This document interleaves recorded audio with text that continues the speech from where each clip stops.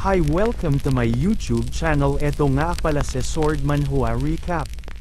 Huwag kalimutan mag-like at subscribe para updated ka sa mga bago natin upload. Simulan na natin, let's go! Pinakita naman na tumutolo ang pawis ni Dom sa lupa. At mukhang labis ang kanyang pagod sa katawan. Bigla naman siyang inalok ng inumin. Good job sa pag-ensayo, salita ni Mino. Salamat, salita ni Dom. Akala ko mamamatay na ako. Muntik nang pumutok ang aking mga hita sa bawat pag-akyat sa burol gamit ang fixed gear, salita ni Dom. Talagang mahirap kapag umaakyat ka sa burol, pero kapag nakarating ka na sa tuktok, hindi ba't maganda ang pakiramdam na nalampasan mo ang sarili mong limitasyon, salita ni Mino. Pero sulit naman ang pagpunta dito sa taas, ang ganda ng view. Makikita mo lahat ng mga gusali sa isang sulyap, salita ni Dom. Paano mo ba napapansin ang view ngayon? Ang lungkot ko kasi wala si Jay dito, salita ni Shelly. Katulad ng sinabi ni Mino dati, alam nating lahat na wala tayong magagawa tungkol sa sitwasyon ni Jay. Unawain natin siya, baka nga marahil mas gusto niya talaga ang pagbibisikleta kaysa sa atin lahat, salita ni Jun. Ba't naman kasi mahirap para sa kanya sabihin sa atin ang mga bagay na to? Sobrang tipid talaga ng mga salita niya, salita ni Mino. Nalulungkot na ako sa pagkakaroon ng nakakatakot na biyenan sa hinaharap, salita ni Shelly. Teka muna, Shelly, huwag kang mag-isip ng malala. Si Jay naman yan eh. Magpatatag tayo, mga pare. Kailangan lang natin mag-training ng mas mabuti para mapagtakpan natin si Jay at talunin ang ibang grupo. Wala nang problema, salita ni Dom. Hasan ka pupunta bigla, salita ni Dom. Ang part-time job ko sa cafe, late na ako, salita ni Vinny. Hahahan ako, magkakaproblema ka mula sa manager mong babae kapag late ka na naman. Ikaw ay malalatigo kapag ikaw nakasal na, hahaha, salita ni Dom. Tingnan mo kung sino ang nagsasalita, salita ni Mino. Tumahimik kayo mga bobo, salita ni Vinny. Napakasungit mo pre, nanlalamig na ako ngayon kasi lumalamig na din ang pawis ko, salita ni Dom. Mag-ingat sa iyong pagbaba, salita ni Mino. Pinakita naman na may benda sa kamay si Vinny. Napasama naman ba siya sa gulo? Ano bang nangyari sa kanang kamay niya, salita ni Mino? Malalamig na, dapat bumaba na rin tayo, salita ni Dom. Oo nga, alam nyo ba na sa parehong araw ang next race natin at ang finals exam? Skip test na lang, hindi naman big deal yon. Lumipas ang mga araw na abala sila sa kanyang-kanyang gawain at layunin. Pinakita naman ang ating bida na abala sa pag-aaral. Habang sila Dom, Mino, Jun, Vinny at Shelly ay abala din sa pag-training. Nagdaan ang mga araw na abala pa din si Jay sa pag-aaral. Habang sila Jun naman ay puro din training ang inatupag. Pinakita din na si Mino at Shelly na nag-rollers din. Bukas sa wakas ang huling pagsusulit ay malamang na lumiban kami sa paaralan dahil sa karera bukas, salita ni Mino. Pinakita naman si Jay na nag-aaral pa din kahit gabi na. Hindi ko maintindihan kung bakit masyado kang nahuhumaling sa grades. Hindi ako sigurado kung nag-aaral ka para masiyahan ang iyong mga magulang o para sa iyong sarili. Baka ako yung weird, ang problema ko kasi, too casual ako sa lahat ng bagay. Anyway, huwag kang magpakapagod sa pag-aaral, hindi ka nakatulog nitong mga nakaraan na araw at walang tigil ang pag-aaral mo, mamamatay ka sa ganitong bilis, salita ni Mino. Napatingin naman ang ating bida ng maigi sa kanyang sinusulat. Napahinto siya sa pagsusulat dahil may dugo na tumulo. Pinakita naman na may dugo na ang kanyang ilong dahil sa labis na pag-aaral. Sumapit na ang umaga. Simula na ang ikalawang round ng finals ng League of Street. Pinakita naman na may mga onggoy na nagpapapicture sa magandang babae. Parang wala pang kalahati ng mga kalahok na nandoon sa preliminaries ngayon. Ang totoong labanan ay magsisimula na sa karerang ito. Pinakita naman si Dom na abala pa din sa pag-training. Bigla naman lumapit si Mino kay Dom. Huwag mong sayangin ang energy mo, tanga, bago magsimula ang karera, salita ni Mino. Grabe ang kaba ko, kailangan ko mag-warm up. Sobrang tensyon na akala ko mamatay na ako, pagpapaliwanag ni Dom. Red Eye, pwede bang tumingin ka dito saglit, darling, salita ni Nana Chan. Wow, sugoy, salita ng weirdo na humanga sa taglay na Sharingan ni Vinny. Umalis na nga kayo habang magalang pa ang ugali ko, salita ni Vinny. Naisip mo na bang sumali sa aming koponan? Kung sasali ka, gagawin ka ang aming Lord, salita ni Chopper. May cosplay festival na darating ngayong Taglagas, sabay-sabay nating paghandaan ito, salita ng weirdo. Para kang tunay na miyembro ng Uchiha clan kahit walang kulay na lenses. Sisikopan natin ang buong bansa kasama namin salita ni Chopper. Oo, tiyak na papatayin mo sila salita ni Gundam Boy. Ano ba itong Uchiha kalokohan na pinagsasasabi mo, umalis ka na lang salita ni Vinny. Kailan pa naging close si Vinny sa manga crew salita ni Mino. Pinakita naman ang isang bike na inaayos ito. Okay na-adjust ko na ang chain tension. Kaya na nitong humawak ng mas malakas na power ngayon.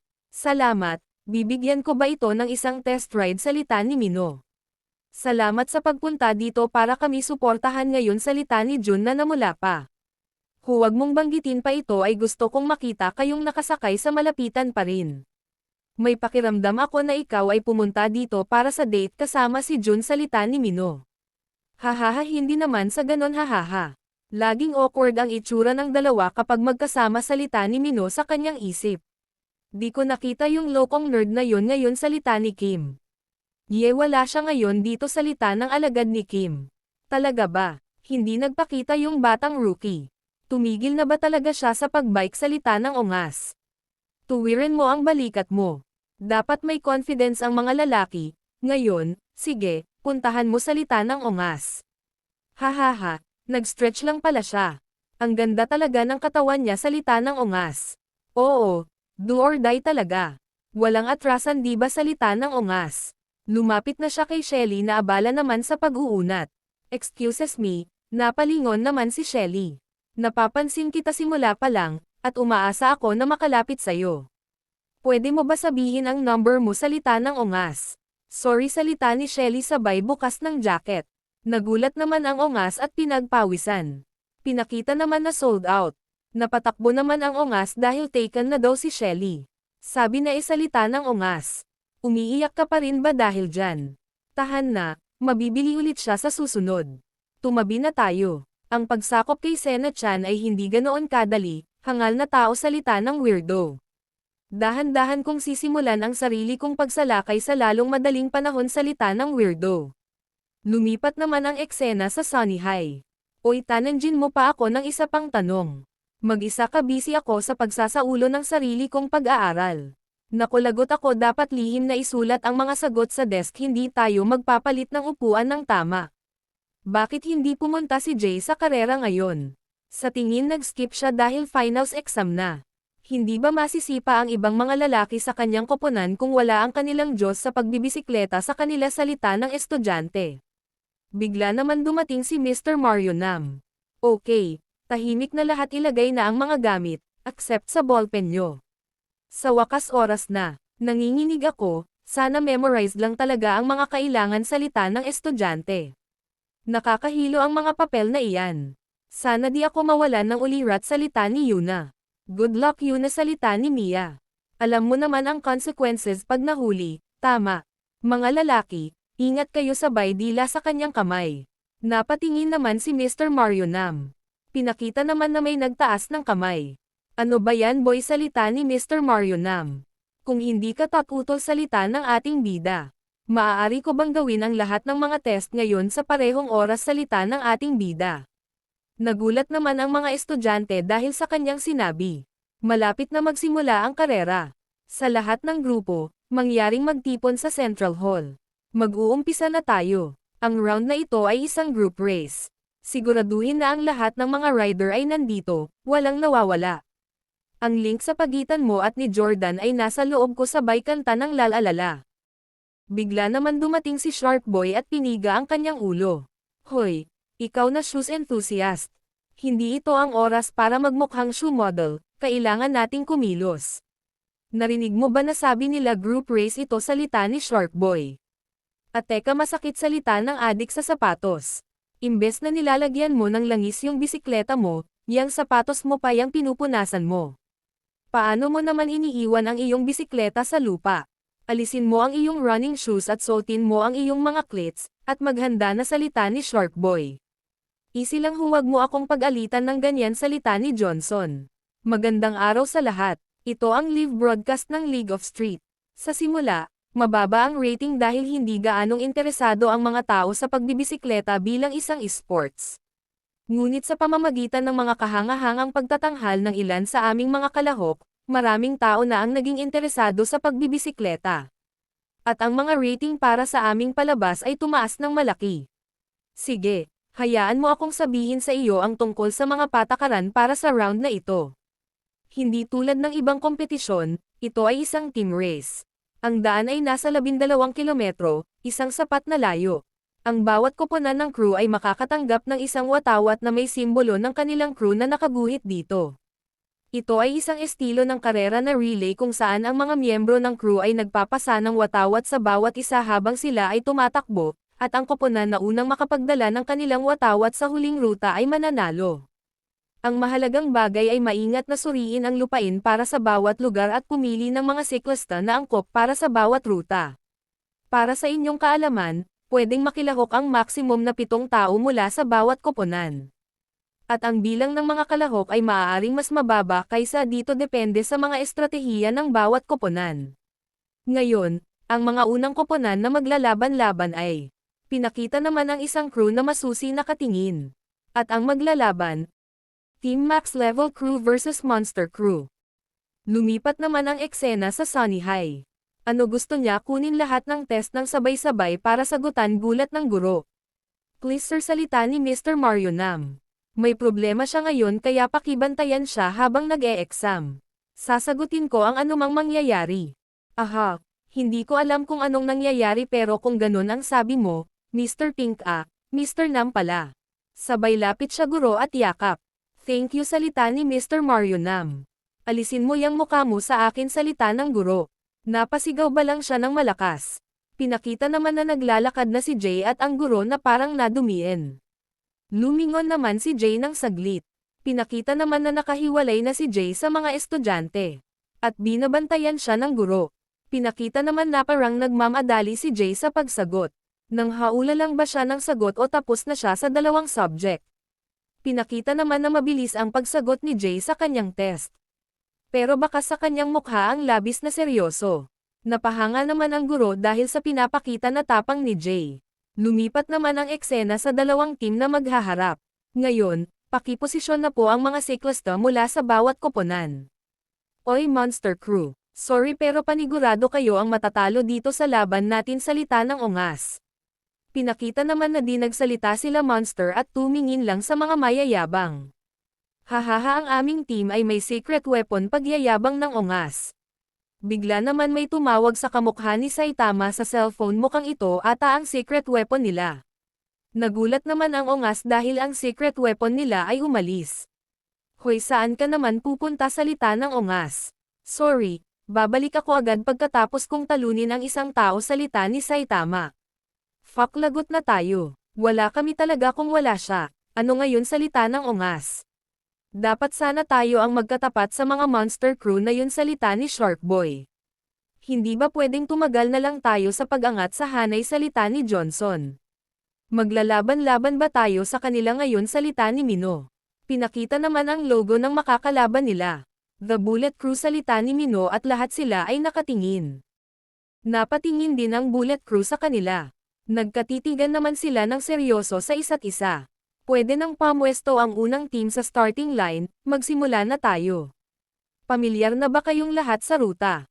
Tandaan ninyo, ang unang grupo na makakapaglagay ng kanilang bandera sa linya ng pagtatapos ang panalo salita ng staff. Mukhang hindi lahat ng miyembro ng Monster Crew ang sasali. Maglalagay iyan ng pressure sa mga unang siklista nila salita ng mga rider. Simulan na natin ang unang bahagi ng kompetisyon, ang team race. Lahat maghanda. Pinakita naman ang dalawa na seryoso na. Narinig naman nila ang pito at hudyat na para mag-umpisa. Pinakita naman na mabilis na bumulusok ang dalawa. Pinakita naman na halos sabay lang sila. Monster Crew good luck sigaw ng isang tagahanga. Pinakita naman ang dalawa na sabay. Unti naman nauna na ang ungas. Hinaranggan naman niya ang kanyang kalaban. Wala sila kumpara sa amin pagyayabang ng ungas.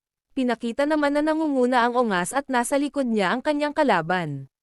Sa simula pa lang, naunahan na agad ng max level crew ang Monster Crew, patuloy silang nangunguna.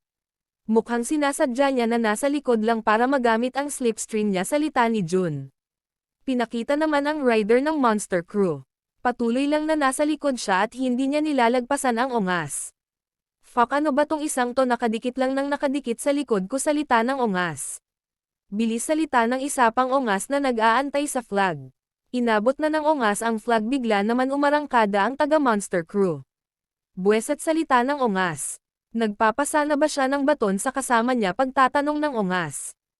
Idiot, hindi mo ba alam na kapag mas maraming tao ang nagpapalitan ng mga batuta sa isang relay race, mas mabagal ito?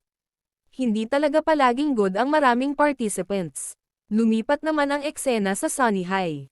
Pinakita naman ng guro na parang kakatapos lang magbawas at success ito. Pagbalik niya kung saan nag-exam ang ating bida, bagulat siya. Ano ta, salita ng guro? Saan na ba siya nagpunta? Saglit lang naman ako sa banyo eh. Teka, huwag mong sabihin sa akin na tapos na siya lahat. Pinakita naman ang mga test paper ng ating bida na tapos na lahat. Sinyong ikumpara natin ang mga test paper.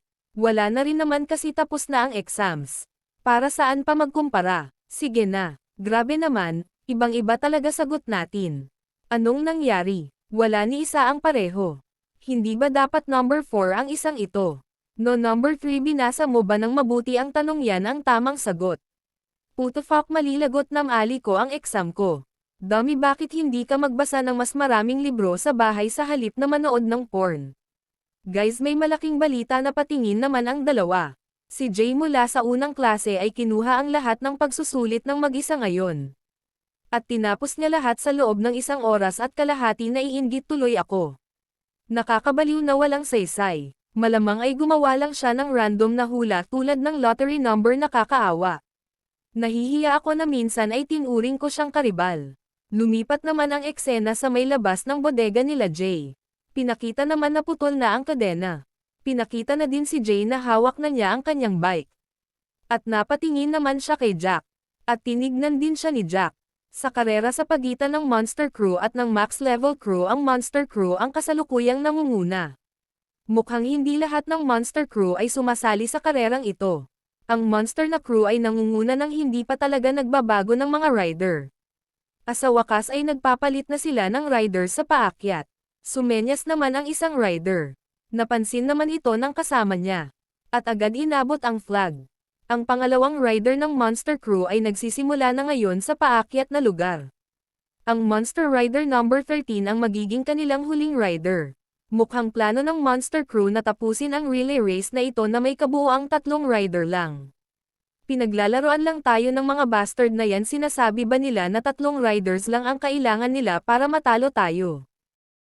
Sige, tingnan natin kung gaano sila kabilis, kaya nabaliw ang lahat sa kanila. Nalampasan na nila ang paakyat na lugar. Wala nang mas malayo pa ngayon, ang mga pinuno mula sa bawat koponan ay naghahanda para sa panghuling laban. Ang Monster ay sa wakas gagamit ng buong bilis niya. Lumingon naman si Monster 13 sa kanyang kasamahan. Ang dalawang koponan ay nagsasagawa ng desperadong pag-atake upang iabot ang baton sa mga huling rider. Pinakita naman na tinaas na niya ang flag para ay abot sa kanyang kasamahan. Ikaw na ang bahala sa ngayon. Hoy, bilasan mo, magmadali ka, salita ng ungas. Ang Monster na yan ay nasa likod mo na, pare. Bilasan mo, ibigay mo sakin. Sorry. Pakiramdam ko ay babagsak na ako. Nakuha na ng ungas ang flag at dali-dali siya nagmadali. Perfect, nasa unahan na tayo ngayon, salita ng ungas. Dahil mabigat ang gear ratio niya ay mabagal ang pagsisimula niya, hahaha. Oo nga, tingnan mo lang ang likod ko at sumunod ka sa akin.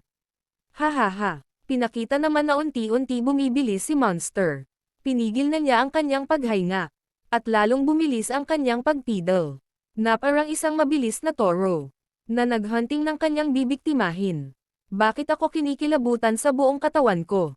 Pinakita naman si Monster na naganyong toro na humahabol sa kanyang bibiktimahin. Pinakita naman na mabilis ang paglagpas ni Monster sa kanyang kalaban. Di naman makapaniwala ang ungas sa nakita niya. Pinakita naman si Monster na malayo na ang agwat nila ng kanyang mayabang na kalaban. Nagsigawan naman ang mga tao sa labis na mangha sa pinakita ni Monster. Isang buhay na Lamborghini. Totoo pala ang mga chismis. Pinakita naman na napakabilis ni Monster 13. At nagawa na niyang makatawid sa finish line na dala ang flag. Binitawan na ni Monster ang flag. Pinakita naman na binuksan niya ang kanyang jacket. Tagumpay para sa Monster Crew. Tapos nila ang karera sa loob ng isang kisap mata. Wow, brave talaga siya, ang lupit niya.